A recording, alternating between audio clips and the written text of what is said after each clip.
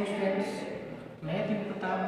आज आप लोगों को डीएलएड फोर्थ सेमेस्टर के अंदर जो हमारा पेपर चल रहा है शैक्षिक प्रबंधन एवं प्रशासन, उसको हम लोग कंटिन्यू रखेंगे और उसके साथ ही हम एक नया टॉपिक पढ़ेंगे जो कि अभी हम लोग पढ़ रहे थे, जो भी शिक्षा से संबंधित शिक्षा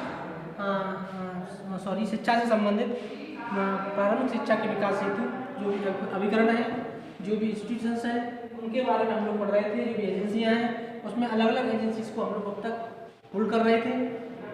इसमें अब नया टॉपिक हमारे लिए SCERT अर्थात राज्य के लेवल पर कुछ संस्थाएं होती हैं, शैक्षिक संस्थाएं होती हैं, कुछ शैक्षिक उपकरण होते हैं जो शिक्षा में बहुत ही महत्वपूर्ण होते हैं। एक बार समझते हैं। अभी तक हम लोग क्या थे, राष्ट्र के स्तर पर, संपूर्ण भारत के स्तर पर शिक्षा के विकास से संबंधित कुछ शैक्षिक उपकरण थे, उनको पढ़ रहे थे। हम लोग राज्य के स्तर पर कुछ शैक्षिक उपकरणों को पढ़ेंगे। कुछ शैक्षिक संस्थाएं होती हैं जो निश्चित रूप से शिक्षा की शैक्षिक रूप से नीतियाँ बनाने के लिए, शिक्षा से संबंधित जो भी योजना होती हैं उनको बनाने में, उनको लागू करवाने में कुछ महत्वपूर्ण बातें होती, कुछ महत्वपूर्ण संस्थाएं हैं जो अपना अहम रोल अदा करती हैं, अपनी अहम भूमिका को तय करती हैं, उनको हम लोग पढ़ रहे हैं। तो हमारी पहली संस्था है SCERT। जिस प्रकार से हम लोगों ने NCERT पढ़ा, अर्थात राष्ट्रीय स्तर पर जो संस्था थी वो शिक्षा से संबंधित जो अनुसंधान कार्य करती थी, करिकुलम के लिए व्यवस्था करती थी, मॉडल्स तैयार करती थी, चार्टों की बात करती थी, रिसर्च की बात करती थी, इनोवेशंस की बात करती थी, शिक्षण विधियों की बात करती थी, तमाम तरीके की और भी चीज़ें होती थी इसके अंदर, वो राष्ट्रीय लेवल पर होती थी। कि उसी का दूसरा छोटा रूप, ठीक वैसी एक संस्था, वैसी ही एक शिक्षा से संबंधित, शिक्षा के विकास से संबंधित एक संस्था है राज्य के स्तर पर, उसको हम बोलते हैं SCERT। अब यहाँ से क्वेश्चन बनता है कि बहुत ही महत्वपूर्ण क्वेश्चन रहता है और ये अक्सर पूछा जाता है कि SCERT का संक्षिप्त रूप क्या है।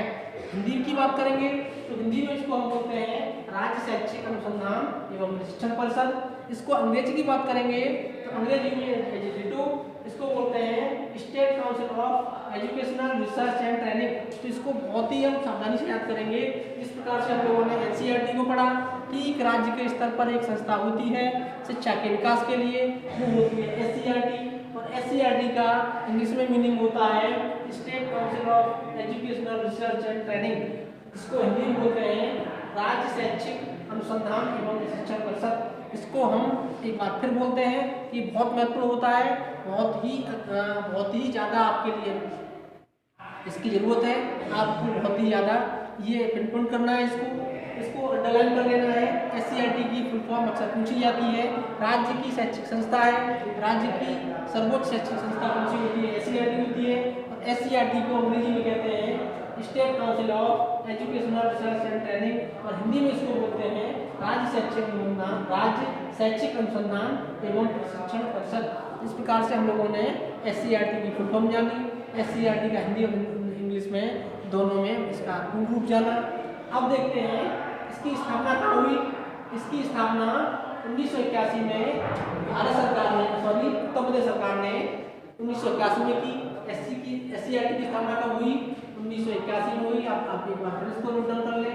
ये भी पूछ लिया जाता है कि SCERT की स्थापना किस समय हुई। तो इस प्रकार से SCERT की स्थापना कब हुई? 1961 में हुई। NCERT की 1981 में हुई। यहाँ पे NCERT की बात कर रहे थे, उसकी स्थापना 1961 में हुई थी। इस प्रकार से 20 साल बाद राज्य के लेवल पर उत्तर प्रदेश में शिक्षा की महत्वपूर्ण संस्था को स्थापित किया गया।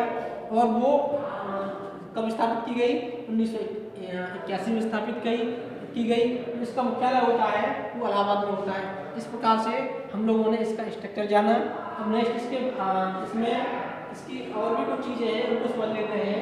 SCERT की स्थापना का मुख्य उद्देश्य था, जो मेन मोटो था वो था, नंबर 1 शैक्षिक शोध का प्रावधान करना, शिक्षा से संबंधित राज्य के लेवल पर जितने भी अनुसंधान कार्य होते हैं उनकी व्यवस्था करना, उनको पब्लिश करना, और अगला था उनके प्रसार की व्यवस्था करना, उनका प्रचार एवं प्रसार करना।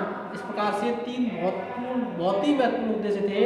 पहला अनुसंधान कार्य करना, शोध कार्य करना, दूसरा था प्रकाशन उनका प्रकाशन करना, जो भी शोध कार्य शिक्षा के अंतर्गत किए जाते हैं उनको पब्लिश करना, और तीसरा था उसका एक्सपेंशन अर्थात उसका प्रसार करना या प्रचार करना। तो इस प्रकार से इसके मुख्य उद्देश्य थे। अब देखते हैं यह परिषद प्रारंभिक एवं माध्यमिक शिक्षा के विकास के लिए क्या है, जब से स्थापित की गई है तब से लगातार प्रयत्नशील है, लगातार ही इसमें विकासशील है। इस प्रकार से इसका कार्य क्षेत्र है प्राथमिक शिक्षा और माध्यमिक शिक्षा दोनों ही इससे संबंधित एक महत्वपूर्ण निकाय है, महत्वपूर्ण इंस्टीट्यूशन है, वह महत्वपूर्ण ये संस्था है। इस प्रकार से कुछ सामान्य कार्य होते हैं वो देख लेते हैं हम लोग। SCERT के सामान्य उद्देश्य एवं सामान्य कार्य होते हैं। पहला है सेवारत, जो भी शिक्षा के अंदर, जो भी माध्यमिक शिक्षा के अंदर, प्रारंभिक शिक्षा के अंदर जितने भी शिक्षक वर्तमान समय में कार्यरत हैं, अर्थात जो शिक्षक कार्य कर रहे हैं सेवापूर्व अर्थात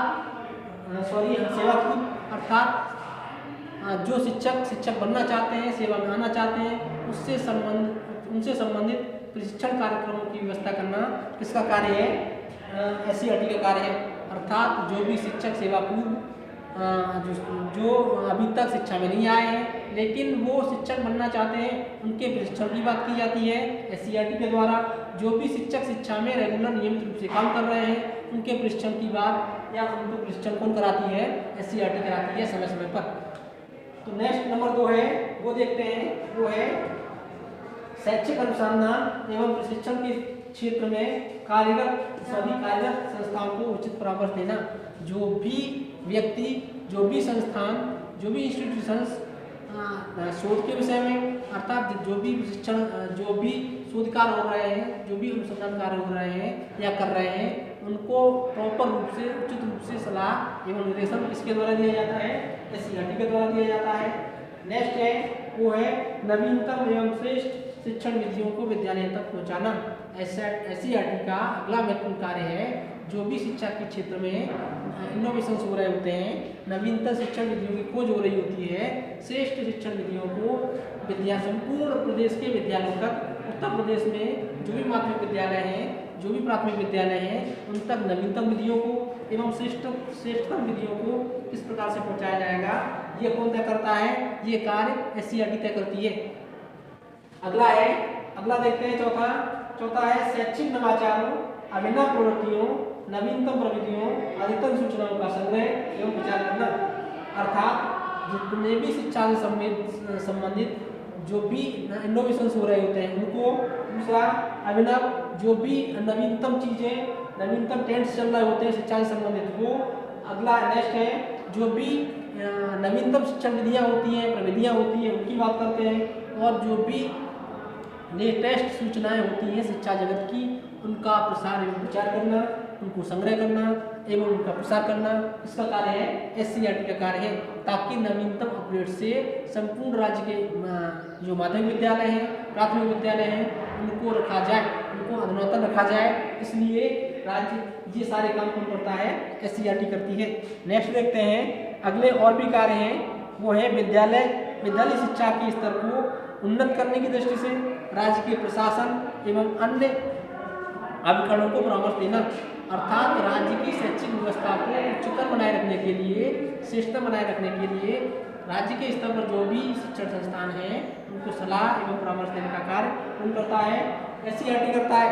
नेक्स्ट देखते हैं वो है पाठ्य पुस्तक, शिक्षण सामग्री तथा अन्य उपयोगी साहित्य का निर्माण एवं प्रकाशन करना।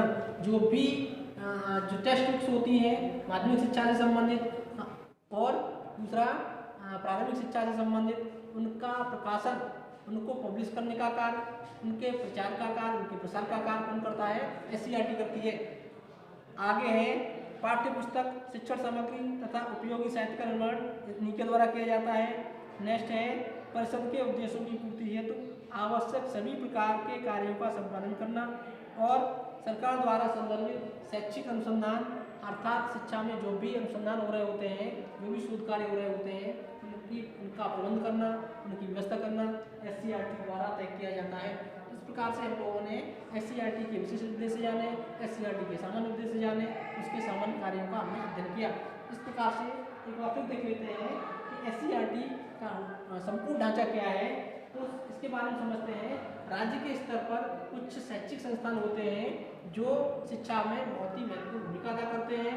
उनमें से सबसे प्रमुख, सबसे महत्वपूर्ण माध्यमिक शिक्षा के लिए और प्राथमिक शिक्षा के लिए सबसे महत्वपूर्ण जो संस्थान है वो है SCERT, राज्य शैक्षिक अनुसंधान एवं शिक्षण परिषद। इसको इंग्लिश में बोलते हैं state council of education and research. इसका पूर्ण रूप है, अक्सर पूछा जाता है, आप ध्यान रखेंगे। नेक्स्ट है वो है इसकी जो स्थापना उत्तर प्रदेश सरकार ने 1981 में की और इसका जो मुख्यालय है इलाहाबाद में है। यह राज्य स्तर की संस्था है, जैसा मैंने बताया, प्रदेश स्तर की संस्था है और ये उत्तर प्रदेश ने इसको कब स्थापित किया? उत्तर प्रदेश शासन ने 1981 में। इसका जो मुख्यालय मैंने बताया इलाहाबाद में है और SCERT की स्थापना के जो मुख्य उद्देश्य थे मैंने बताया, 3 बहुत महत्वपूर्ण उद्देश्य थे।